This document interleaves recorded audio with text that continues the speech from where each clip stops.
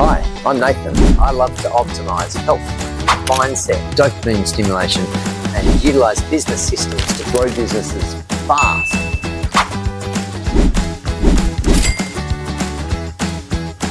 So welcome to the Borom Podcast, guys, where we use all the tools in our toolbox, including health, mindset, and dopamine optimization to grow businesses.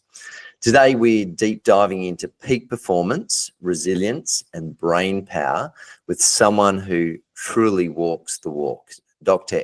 Akin, a neurosurgeon, no less, with over 20 years of experience navigating life or death decisions in the operating room. Eric not only is a pioneer in brain research and neurosurgery, but also a wellness coach who's taken his personal journey of overcoming prediabetes and dyslipidemia and transformed it into a mission to help high-achieving professionals thrive under pressure. From CEOs and C-suite leaders to physicians and entrepreneurs, Eric helps the top 1% manage stress, enhance mental clarity, and optimize health using neuroscience-backed strategies. Whether you're facing burnout or just want to level up your performance, you're going to want to tune into this one. There's loads of good stuff in here that can be applied to optimizing your brain and health and maximizing business outcomes. So let's get into it. Welcome, Eric, to the show. Thanks for having me, Nathan. Absolute pleasure, mate. I was going through LinkedIn and sort of your name popped up and it was like, oh, yep, I'm into that. Yep, I'm into that. Yeah, as I kept reading your profile, there was so much alignment, and I just thought, wow, I'd love to have you on the show. So thanks so much for being here. Thank you for having me. Awesome. Yeah. So tell us a little bit about your background and what you do on a daily basis, mate. You bet. I grew up in a medical family. My father is a general surgeon, and a lot of my education was paid for from the complications of metabolic syndrome, leg amputations and whatnot. And I also have an uncle who's an ophthalmologist. We have a number of nurses who are in the ICU at Vanderbilt here in the United States. And so whenever it's Christmas time, we're all kind of talking shop and health, of course. Right. But ironically, my father died from complications of metabolic syndrome. So it just goes to show you that no one is immune to this. It has nothing to do with your IQ or discipline or anything else. It really has more to do with your focus, what you decide to focus your mind on. And so we lived not too far from a Little Debbie plant where they make, now you're in Australia, you may not know what a Little Debbie is, but here in the United States, Little Debbies are a very popular snack cake with plenty of highly processed oils and sugar and flour, and they're delicious, no doubt. But we could get them at factory prices, basically no middleman. You could get like 5 boxes of these things for very little money. And so my dad had them everywhere. They were in his desk drawers. They were at the bedside table. They were in his pockets. They were in the car. And he ate this stuff for a long time. Ultimately, he developed diabetes. It chewed up his nervous system. It got a really profound neuropathy in his feet and legs where he couldn't turn off the lights because if he couldn't see his feet, he lost a sensory. You have various types of sensation in your legs, not just touch. You have pain and temperature, and then you have something called proprioception. Proprioception is your ability to determine the position of your feet and your hands. And so if you turn the lights out, he didn't know, the position of his feet, he'd fall. So he had to be able to see his feet in order to stay standing. So ultimately, he died a cardiac death. That's where it all leads to eventually. And it was in the last 11 years of his life, from age 63 to 74. They were pretty tough, And you don't want to go out like that. He sort of implored me in those last years. He was like, he had a very high IQ, and he kind of got ahead of it all. And he's like, "Don't eat sugar. Don't eat sugar." And that doesn't come so easily, actually. So after his death, and we were very close, you'd think that this would implore me to, I would feel very compelled to quit that right away. It was really 6 or 7 years before I could really get ahead and control of the sugar. And so it's easier said than done. Absolutely. How old were you when you did you give up sugar at that stage? It took a few years. So let me see. He died in 2008, Right. which would have been, and I don't feel like I got control over that. I'll be frank with you. It wasn't until about 2019. Yeah. So it was but I didn't take him so seriously about the sugar part either. And it wasn't until I ran across some other people like Dr. Robert Lustig and Eric Westman and those folks who really explained the science to me. And then I finally got, because I was like most doctors, I was not very well versed in nutrition. And so once I kind of got it ahead of that, then it wasn't long before, I realized, okay, I've got to get the sugar out of my life. Yeah. So it's fascinating, the whole sugar concept. In business, I talk about it all the time, the fact that it just affects everything in a negative way. And it's I was giving a presentation ages ago and comparing the effect of smoking and the fact that everyone just immediately recognizes smoking as a big problem. Like, we've been educated that way, but who recognizes a Snickers bar or some chocolate as an issue? It literally flies under the radar, yet it has such a damaging impact on your whole metabolic state, doesn't it? It does. Yeah. If you really want to sabotage your performance, just consume a lot of sugar and processed carbs. Yeah. That's how you do it. And it's phenomenal because the amount of all this volume of this stuff that is in the average diet now, the fact that I think I was reading somewhere in Australia, it's about 14 teaspoons a day is consumed by the average person. And I think it's something like 30 plus teaspoons in the US that people consume. That's mind blowing, really. Well, that's why we, in the U.S., so here we have about 25% of your population in Australia has some level of fatty liver disease, non-alcoholic fatty liver disease, which is pretty high. But in the U.S., it's 45%. It's almost 1 in 2 people has some level of non-alcoholic fatty liver. Now, there's 4 organs that you must have to live, visceral organs: liver, heart, lungs, brain. Must be. Liver is on the list. And if you are, so every time you're taking in that sugar, you're punching yourself in the liver. People don't really connect that how important your liver is to your life. But it is an essential organ to your metabolism.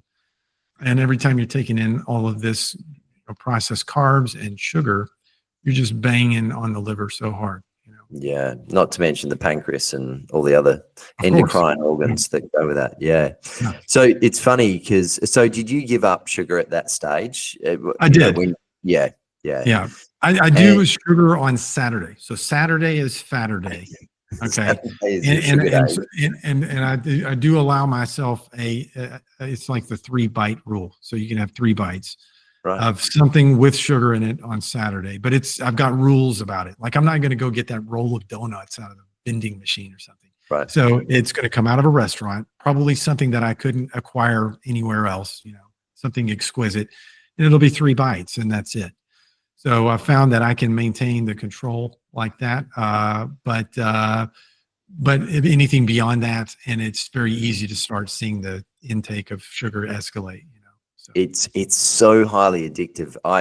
When I was around 12 years old, I was really into my competitive tennis, and I just read this book about optimizing your mindset because I just wanted every little edge to get a little bit better than the next player.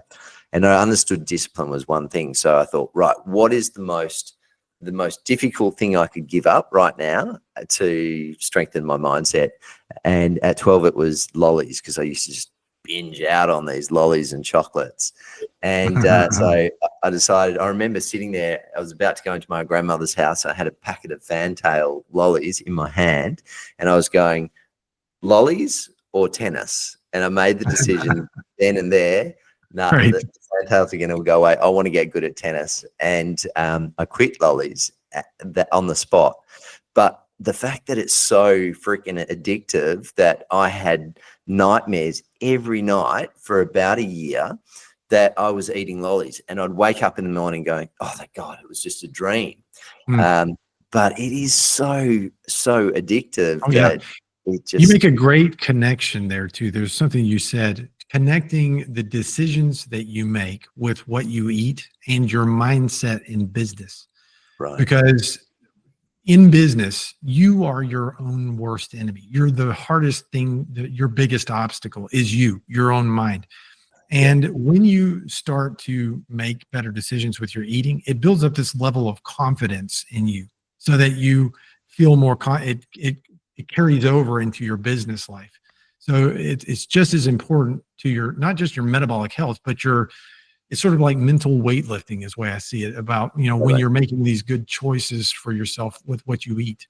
And you realize that when the hard times come, that you're going to make it, because if I can beat sugar, well, I can beat this. It's that sort of mindset reinforcement, I think, that you get from making good decisions about what to eat. Absolutely. And so how does things like, I love exploring the idea of dopamine and its relationship to business. And how does that play into that as well? Yes. Dopamine is, I think, one of the more misunderstood neurotransmitters. A lot of people talk about dopamine in terms of pleasure. And really it's the endorphins that deliver most of the pleasure in this, but the dopamine is more of the motivation neurotransmitter. And if there's this thing, it's called the hedonic eating response.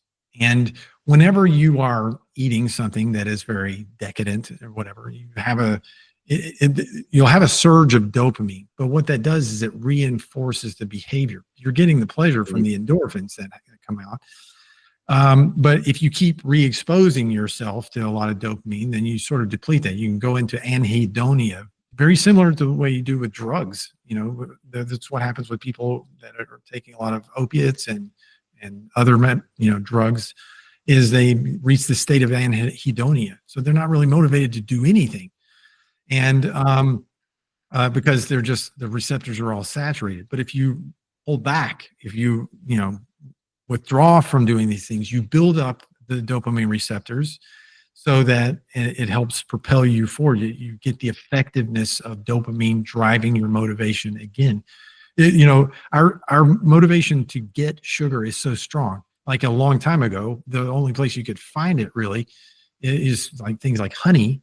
There's a few other spots, but imagine the effort it takes to climb up a tree, stick your hand into a beehive, and do that. It takes a pretty strong dopamine drive.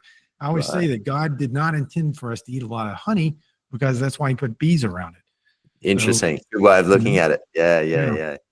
Yeah, fantastic. And the whole fact that, not only are we doing this sugar, we're doing these refined processed carbohydrates. And I guess since we got really good at, since the agricultural age, where we got really good at farming and making these grains super available, super cheap, and it's just become so prevalent in our diet that we end up eating 5, 7, 10 times a day, all these refined carbohydrates. And then guess what? We're adding another 34 teaspoons of sugar on top of that.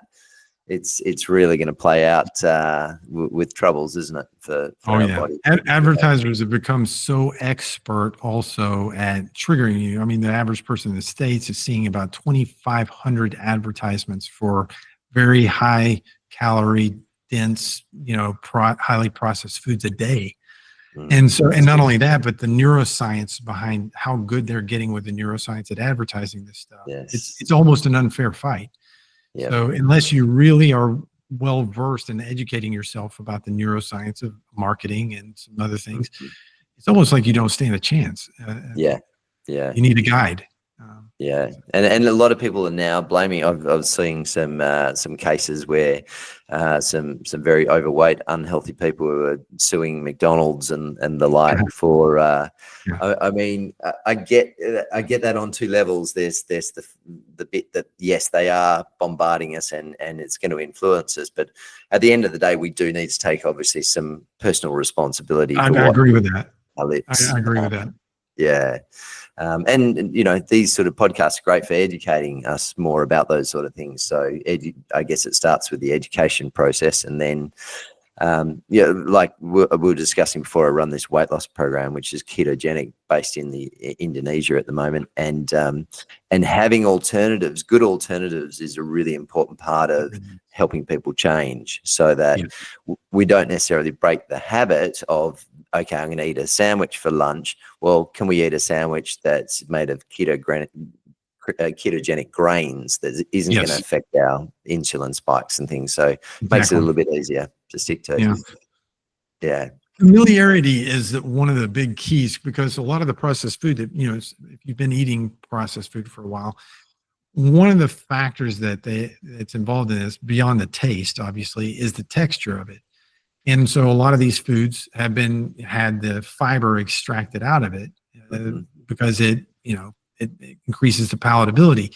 And so some people have never really had exposure to high fiber foods much in their entire life. And so when you try to introduce that in there, that texture, you know, they don't like it. Here's what you need to keep in mind, is that your brain is one of the most adaptable things on this earth in terms of figuring out food sources. And as long as you just sort of keep reintroducing the foods with that texture in it, with the fiber in, then you're going to adapt. You know, it'll eventually take. You just have to realize that if maybe the first few times it's not so pleasant, but eventually you get to where that's your preference. You know, just Absolutely. like anything else. Yeah. No, that's so true. I love. I sit down and I get excited every day when I get to eat a bowl of seeds, and this is what I do on a daily basis. And everyone looks at me sort of sideways when I'm doing it, but that crunch of, you know, I do sunflower seeds, pumpkin seeds, linseed, flax, a whole bunch of different seeds, and I love it. You just look forward to that crunch. Absolutely. And you're right, your brain, it just craves that, like you get locked in on that. Yeah. There was a British physician that he was a naval surgeon. That was the first, and I'm struggling to recall his name at the moment, but he was the first person to link up the fact that when we take the fiber out of the diet, it's going to lead to diabetes. It's going to lead to, at that time, he was kind of honed in on hemorrhoids. That was a big problem with the World War II soldiers he was taking care of. And then he came across this idea when a group of British soldiers got sort of stranded off from the rest of the crowd, and they had to live off of the ground for about a couple of months. And so they were eating just what was available. So they were eating obviously a lot of fiber. When these guys came back, made it back to the ship, some of them whose diabetes had improved, their hemorrhoids had gone away, and some other health problems had gotten better. And this is where he connected the idea that fiber is a big part of diabetes and all this other. And from there, nobody really believed it. They made fun of him. They called him the fiber man. It wasn't until he presented it to another British guy. He's famous for one of the lymphomas. Dennis Burkitt is what his name was. So there's a tumor called Burkitt's lymphoma, and he was a famous doctor, and people would take him seriously. And so when he presented the idea to Burkitt, he said, "It sounds kind of quacky to me," but he was a scientist, so he tested it. He was an epidemiologist, and what he found, studying groups of people in Africa, was that he was absolutely right. And it was at that point when Burkitt wrote the definitive paper on it, finally the world bought into it. And so now we know better. Unfortunately, we didn't seem to learn much over time. You know, we kind of got bamboozled by the food industry a little bit. Yeah, the food industry and just, we can fix it with some drugs. Don't worry about it. Exactly. Don't take any personal responsibility. Don't even get me started now. Yes. So just back on the dopamine side of things, there's obviously good stimulants and bad stimulants for dopamine, habits that create dopamine that are constructive and habits that are destructive. What do you want to go into just a little bit of the overview on that and the difference between the dopamine? Do they last differently in the body? The negative dopamine creation compared to the positive ones, or what's the difference around that?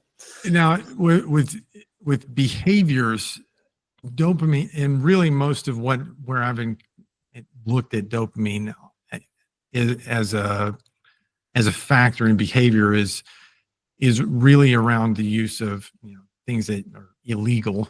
So like I say, when you're taking, like, for example, cocaine, it causes a massive efflux of dopamine, and it will deplete your neurons of dopamine. And that's actually where the paranoia comes from on the tail end of the use of cocaine, is that basically the dopamine is so depleted that they can start having hallucinations and paranoia, that almost like a semi-induced schizophrenia. With your regular everyday behaviors, though, like, how do you induce dopamine? How do you drive dopamine?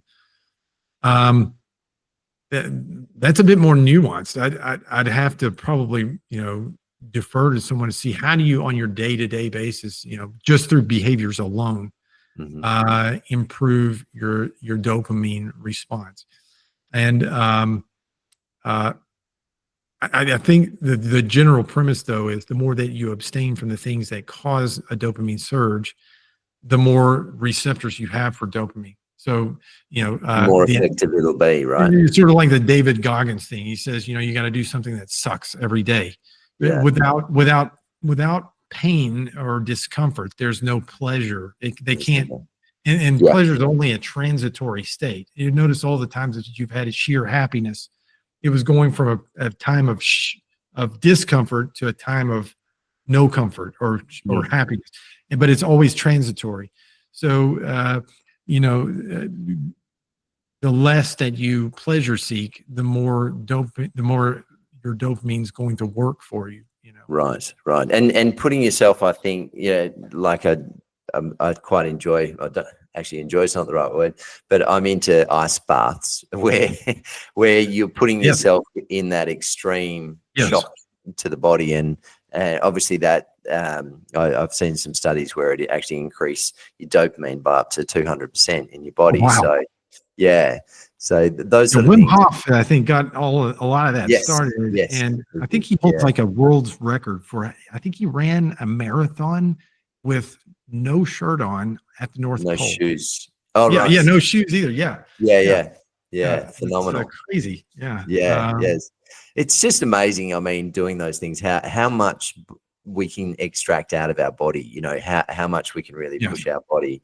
It's so exciting, because if we can use these tools that it would, people have to optimize our health and optimize our brain, and I love stacking all those things to optimize the business side, but of course it has a load of health benefits across the platform. So it's good everywhere, isn't it? I suppose your phone is probably one of the biggest enemies to your dopamine as well, and so always sort of optimizing your phone settings and what's on your phone, like what apps are on your phone, to minimize sort of the dopamine response. There's a lot of Pavlovian.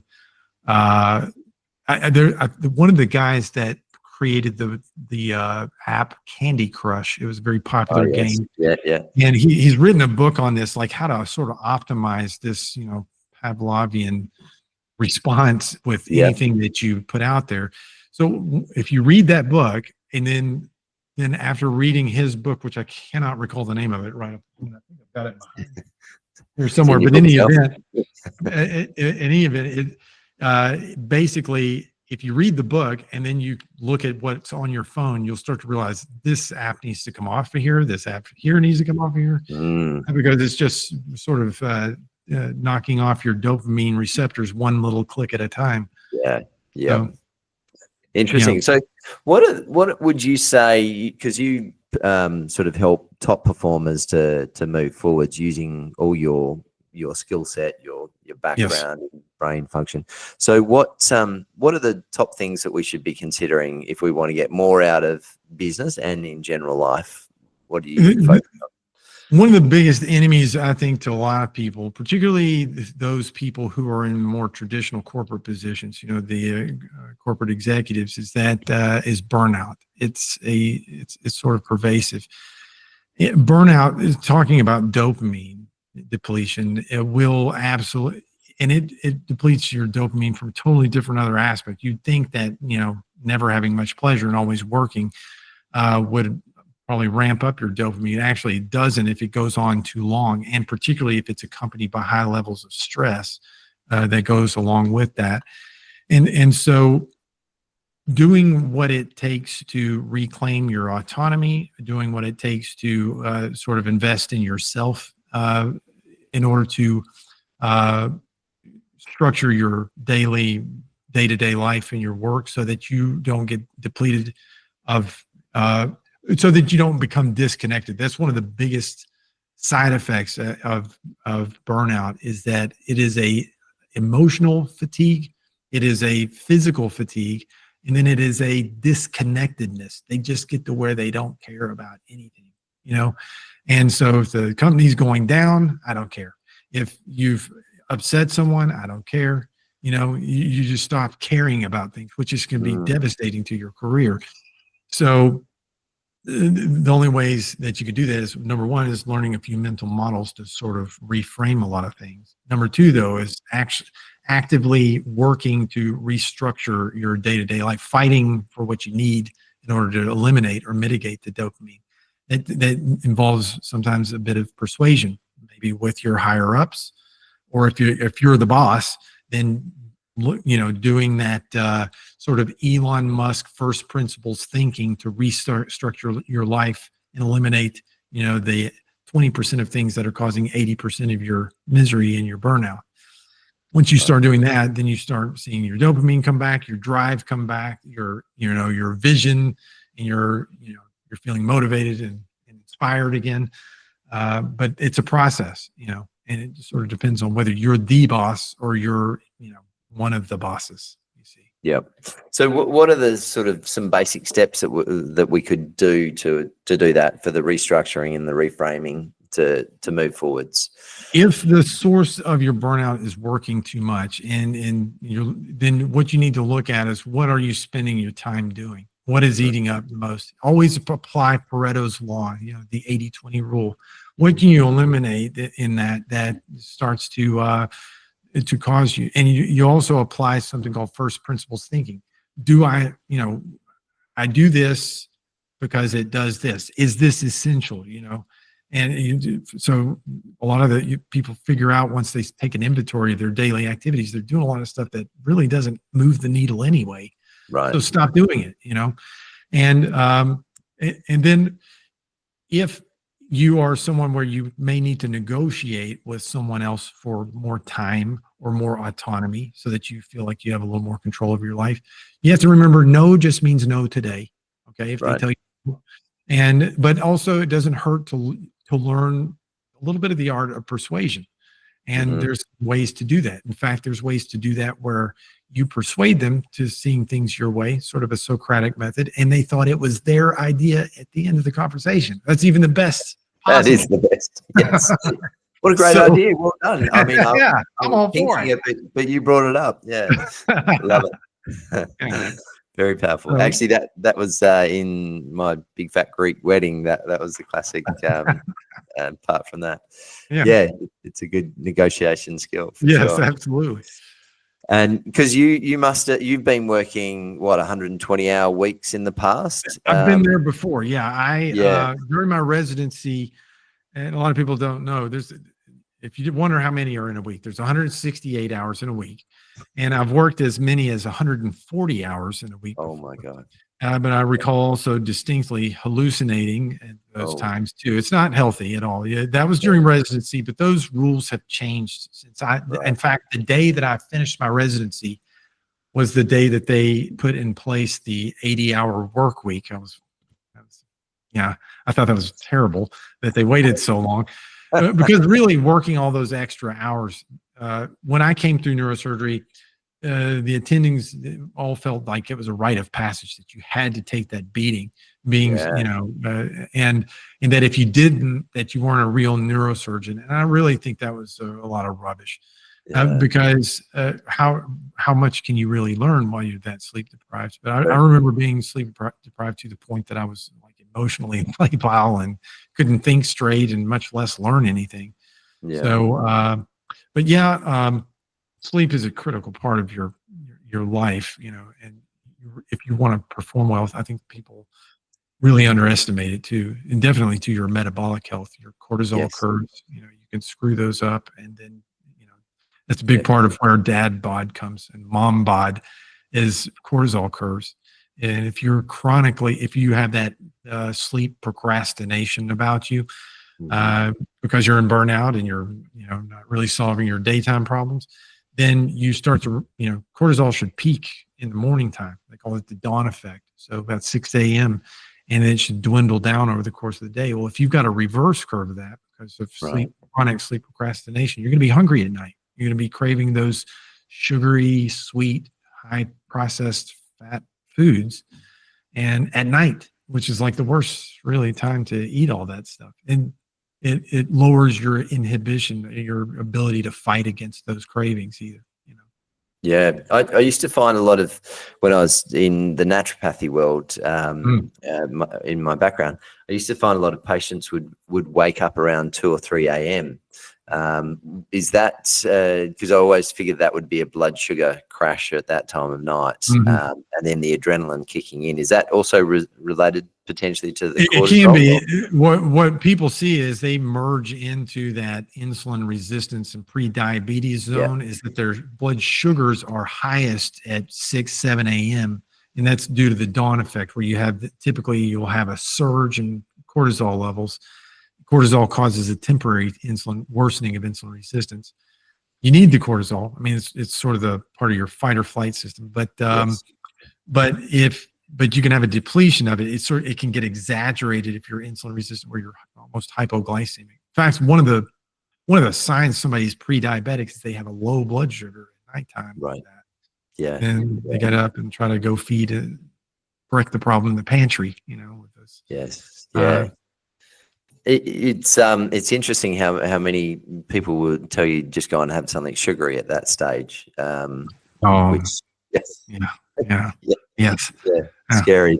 I'm shocked at how many patients that I've had that were diabetic. Once I kind of got tuned into all of this, how many patients that I had that were true diabetics who had never been told by their doctor that it has something to do with sugar. They had no idea. I was baffled. How much on that note, how much nutritional training did you have at university when you went through?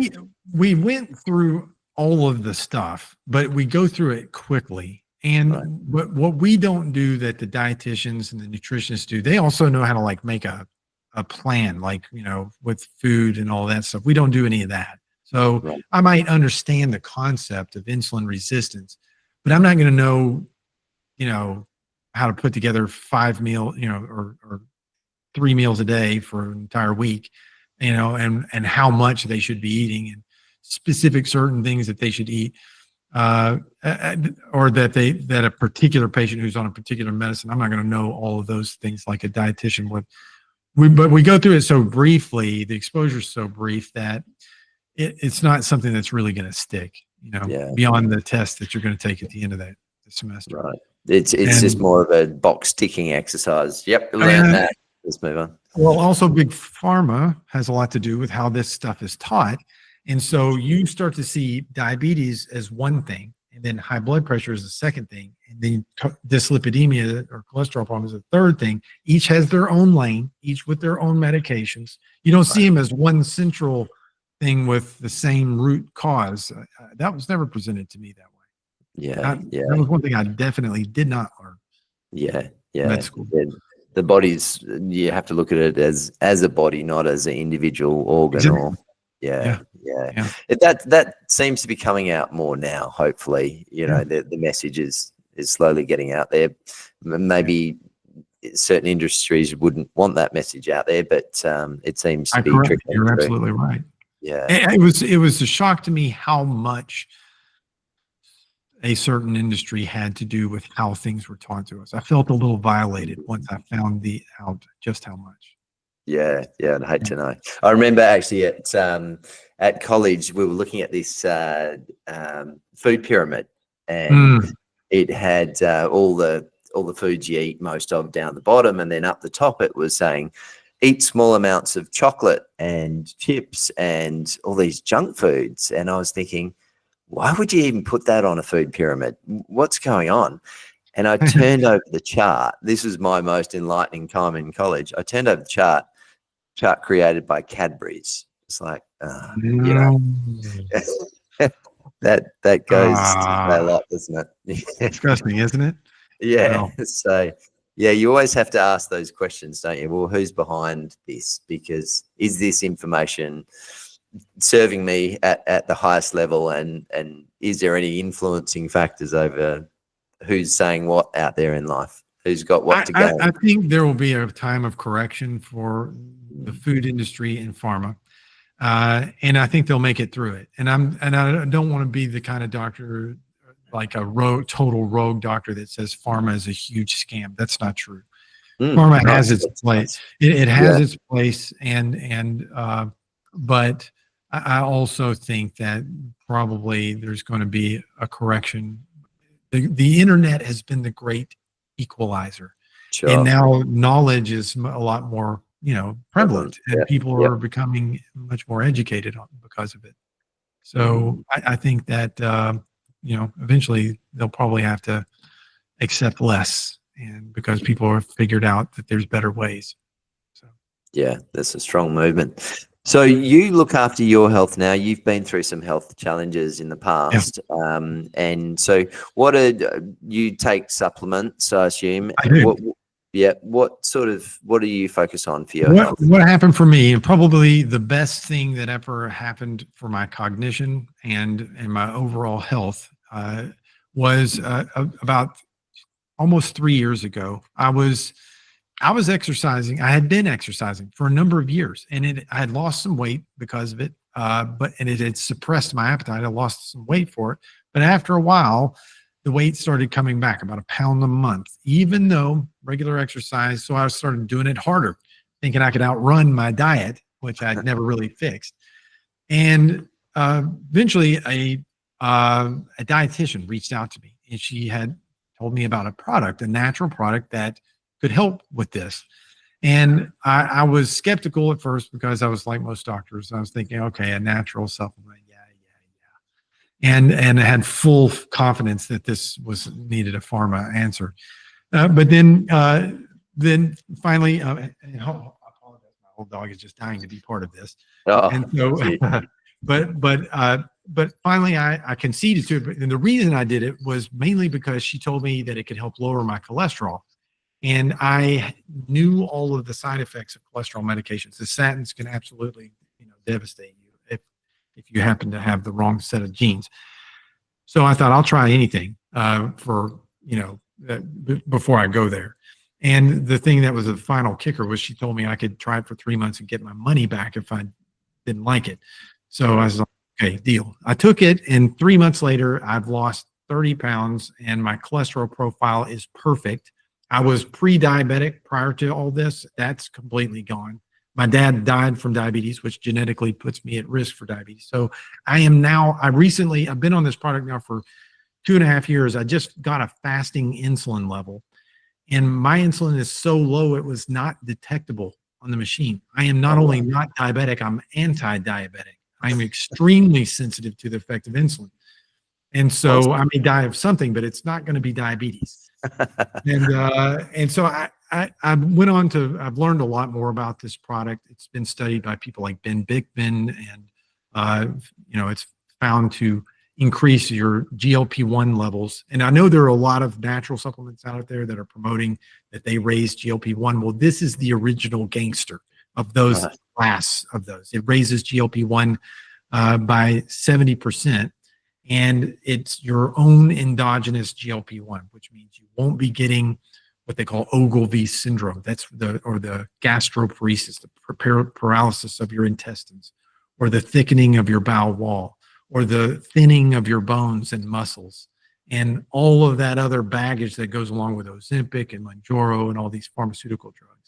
Right. And then it also accelerates ketosis while you are in the fasted state, as much as 70%. So it makes your cells more wasteful of fat and energy, so you just burn it more. Awesome. And which is what you want. You want your cells to be wasteful of energy while you're fasting. And then the third thing it does is it provides about 12 different sources of polysaccharide. It's a class that's a fancy word for fiber. But the name of the game and what we're figuring out over the last 10 years is plant diversity is very important when it comes to fiber. If you're just taking a single source fiber like benefiber, it does not provide nearly, because some fibers are better at doing certain things than others, is what we're realizing. And so this has 12 sources of polysaccharide and plus vitamins. So I can't say enough great things about it. It's called the Feel Great System. It's made by Feel Great System, did you say? Feel Great System, yeah. The reason they call it, I think where the Feel Great part of that came from is because there's a little bit of theobromine. It's a 2-nutraceutical system. And one of them is a tea that you sort of sip on, and it's an extract of yerba mate. And that, people don't know, yerba mate is very popular in South America. I think it's like the national drink of Peru or something. That's kind of a coffee alternative. It's quite a good energetic boost. It happens to be very rich in something called chlorogenic acid. And in fact, the reason this company settled in on this is because there was a study done that they figured out that coffee drinkers have less risk for cardiovascular disease, dyslipidemia, and diabetes.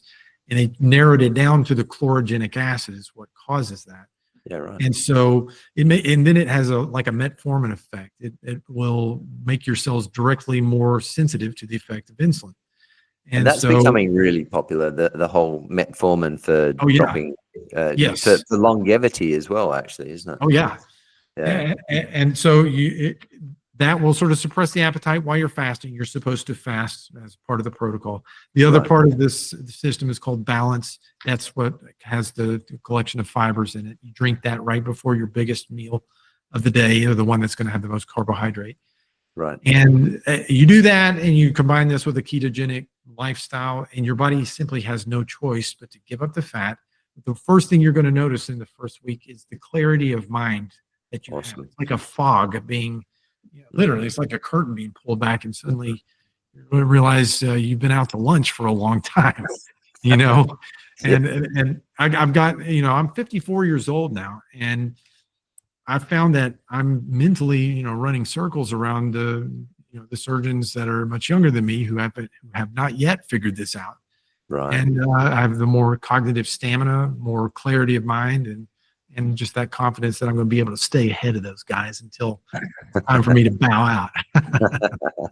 Awesome. And we were talking before there, it's a multi-level marketing sort of structure, is it? So they also have an opportunity. If you ever wanted to become involved in something like this, there are people, the people actually doing the best of this are not doctors. They're not nurses. They're not even medical people. They're realtors, by the way. All right. So in North America, there's 2 realtors who are earning 6 figures a month, multiple 6 figures a month in North America. And the top dog is making 7 figures a month. And he is like, just a guy, he's not a doctor, he's not a business guy, guru, or any of that. So fantastic. A strong product with a massive market. 88% of, at least in the United States, 88% of everyone has some degree of metabolic syndrome. That is what this product treats, and it is no shortage of people who need it. And if you ever wanted to be a part, talk to me. This is We'll put a little link in the podcast's great company. The owner, Stuart Hughes, used to be a distributor in the company, so he set up a comp plan that is very generous for us. Yeah, right. Yeah, great. Oh, yeah, we'll definitely link to that. I have to give that a go. Sounds fun. Awesome. And so, is there anything else you want to cover before we?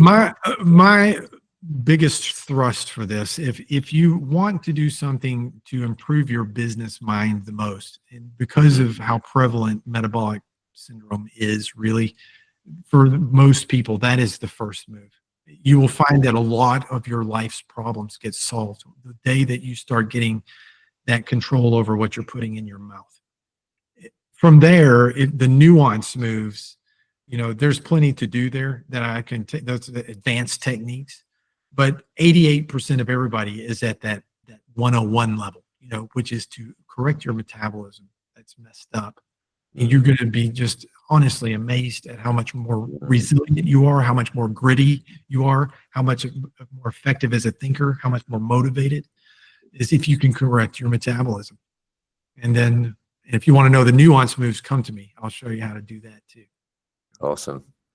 Yeah. I mean, anything we can do to optimize it, because people just go out there, sort of in my world, we're all just about revenue. And it's can be a very short-term thing if you don't have that backing with the health and it's a marathon. It's not a sprint. So we have to optimize everything we can do to get the brain there.